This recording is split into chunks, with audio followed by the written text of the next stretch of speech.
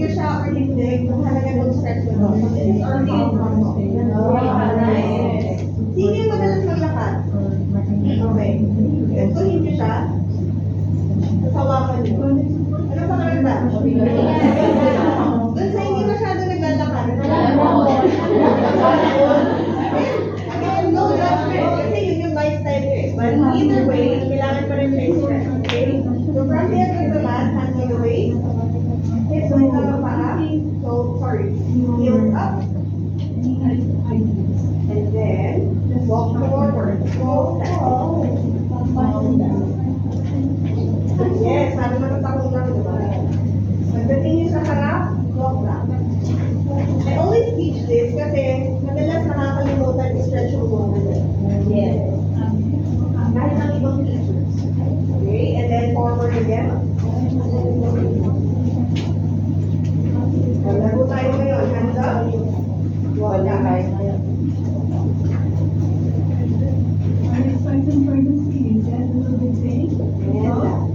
Okay, by doing this, na-activate nyo yung mga small muscles dyan. Alright? Now, from there, hand on the waist. Small practice. Right toes up. Toes down.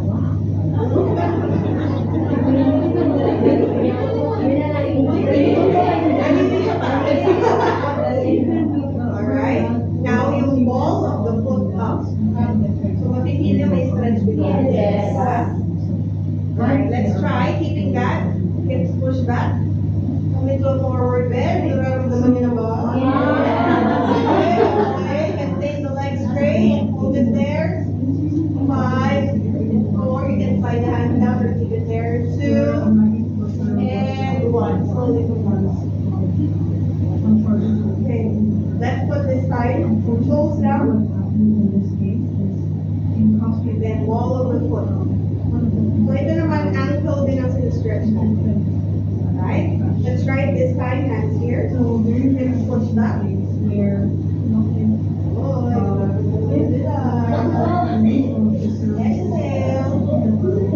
3, 2, 1. Slowly go back up.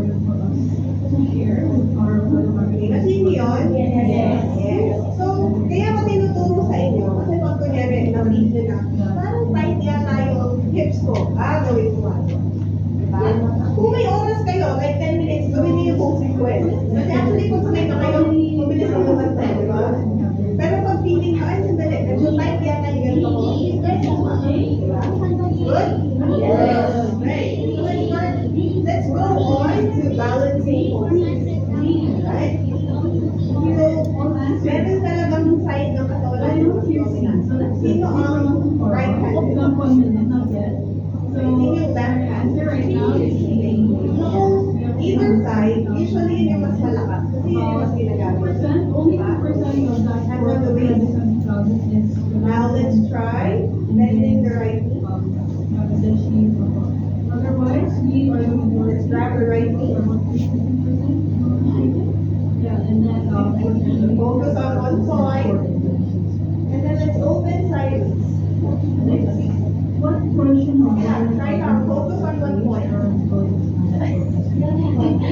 Saka minsan, alam niyo, yung katawan natin, parang ano nangyayari? Umulan lang siya kasi hindi naman ito ginagawa. Diba? But it doesn't mean na hindi kayo mabasa. Good? 3, 2,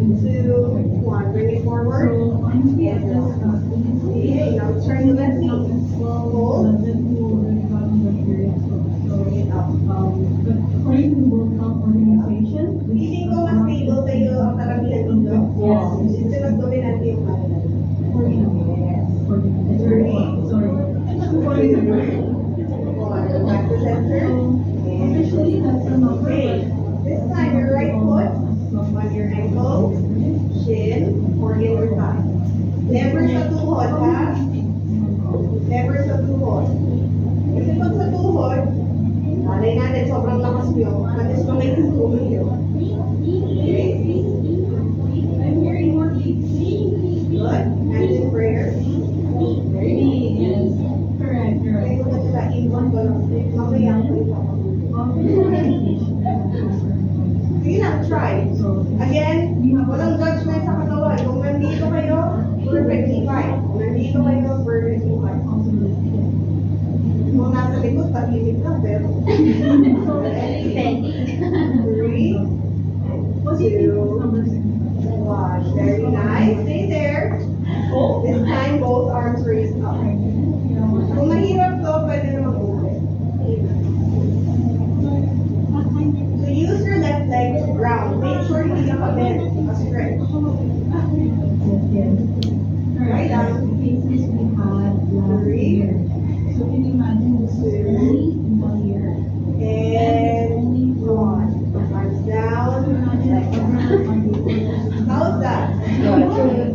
Diba? Let's try. Left leg naman. Ankle, shin, or inner thigh. Hindi ko mas stable again. Pero hindi ko. Okay, hands are centered. So we share a fine story with you all. Very good. Then slowly arms raised. Not really, so Kayong straight mo. So ganda. she's consented to. Very nice. Ganda. Tiny. As you can see, the very Ganda.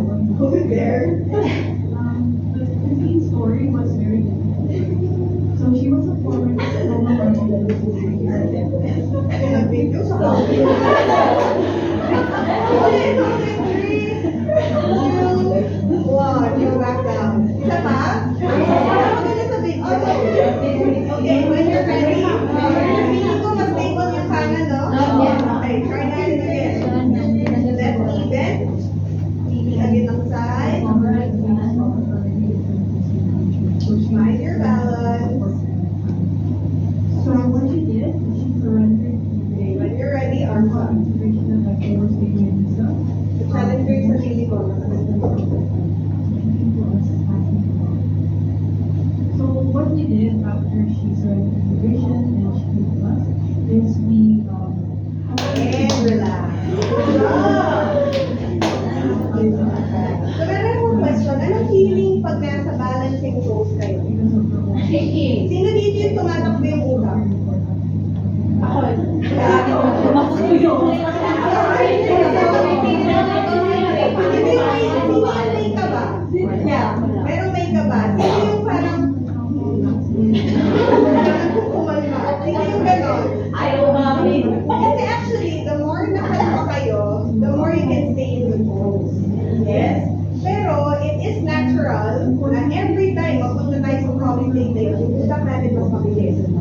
Alam niyo ba na every minute meron tayo 1,000 thoughts? Hindi lang natin alam kasi hindi tayo fully aware sa thoughts natin. Pero sabi ng science, 1,000 agad ang naiisip natin kung ano-ano sa isang minuto. Diba? So silencing would really help us to focus. Yan. Okay. Ready? Ready for the next part? Okay. Ang tawag dito ay shared during the pose. 6 weeks, Share. Uupo tayo. Okay. So let me show you first arms up.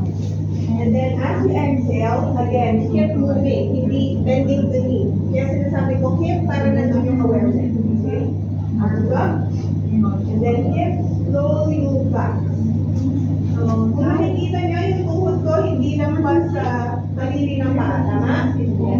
Kasi ang movement ko ay palikod. Hindi paharap. Diba? Palikod. Parang uupo ka sa upuan. Diba may uupo ka sa upuan na? Parang diba? So you're always pushing the hips back. Can we try? Ayan. Let's try. Hands in the waist muna. Wala pa. Slowly hips it back. Those pointing forward, you can go wider kung kailangan. Just up. Okay, check nyo nga yung katabi nyo. Lampas ba yung tuhod sa... Okay, tama. Pag naramdaman nyo sa tuhod, it means tuhod yung ginagawa. Try again. Again ha, tingnan nyo yung movement ko ha. Kapag tuhod, ganito kayo mag-bebend. Lampas na lampas na. Pag yung awareness nyo nasa tuhod. Pag yung awareness nyo nandito, kita niyo yung difference? Yes. Paupo ako. Hindi yung patuhod. Okay, let's give it a try. Ito ang isa sa favorite kong post na tinuturo ng tama. Kasi maraming natuturo ito ng mali. Yan! Good, good, good. Knees pointing forward, huwag mo ka. Diretso lang, hindi siya kapag. So that's not go here. Knees in. That's your Yes, yes, yes, yes. Knees in. Yes. Good, good, good. Very nice. Hold it. This is actually a squat. 5, 4, lower yung konti. Yes, 3. Good job. 2. Knees in. Bakit sinecheck ko lahat?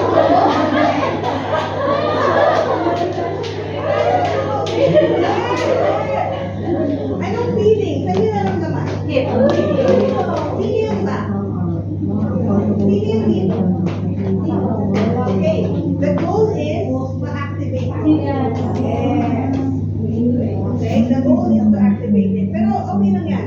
Kung yung awareness is nandito, yun yung mag-activate para ito. Next. Gusto ko pang ituro ng tama to. Merong ibang nasa chair pose na naka-arch. Bring the puppy in. Diba? Nakita niyo yung difference? Kailangan straight yung likod. Okay? Let's try. Ay, hindi. Bago tayo magdalo. Hawakan niyo yung hip. If you press with your fingers, pumipili niyo na gumanon yung hip. Tama? If you press with your thumb sa likod, napiflip yung hip. So, I see that movement. So, very nice. Yes, ito ang movement ng hip. Diba? Ito yung nag-help sa inyo mag so, flat ng back. And kapag pinlip nyo yan, mag-arch kayo ng back. If I press with my thumb, straighten yung back. If I press here, mag-arch yung back. Yes? Yes. Yan, napili yun. Maraming di nakakasal nito. Para akala nila wala, doon na yung galing. Okay? Try chair pose one more time. Okay. Hand on the waist. Inhale. Exhale slowly. Lift down. You can lean forward a little bit. Walang problem. Para makita na straight with it. Good. Arms forward and up. You can look straight or look down. Lower. Knees in. Diretso lang yung po. Hindi ba gano'n? Diretso lang. Ako sa piliin nyo sa paa. Arms higher in line with your ears. Yes. Hips lower. Come on. 5, 4, 3, 2, 1. Oh my God. Alam niyo ba, may nabasa ako na kapag mag-chair pose lang kayo araw-araw, 1 minute, it would really activate like yung inyong awareness kung kasawa. Kasi ang hirap kasi. Ito ba? Yes, yes, yes. Ito ba? Ready? Ipahin natin ang konti. Let's have your right ankle to left knee. Ay, hindi, balik natin. Left, sorry. Mas take on yung samay. Good. Arms up, inhale. Exhale. Hips down. Hips down. Very nice. Amazing. Lean forward. Walang problema at all. If you lean forward. 5. Hips lower. 4. 3. 2. And 1. Go back up. Napili yung hip opening. Yes. Okay. Other leg. Para balance. So this lead can be So ito, pag ginawa natin itong pose na to, we're stretching not only yung hip but also yung may sciatic nerve. Sino dito may sciatic? Ang sakit. Ako minsan nagkaka-sciatic ako yun. Simula dito. This is really helpful for sciatic nerve. Okay, let's try. When you're ready, slowly hands down, arms up. Alam niyo ba, may puso kumakabuto. yes. During this time, Lower. Hips down. Good job. Good job. Smile. 5, 4, 3, 2, 1. Check the leg. Sino ang pawis na?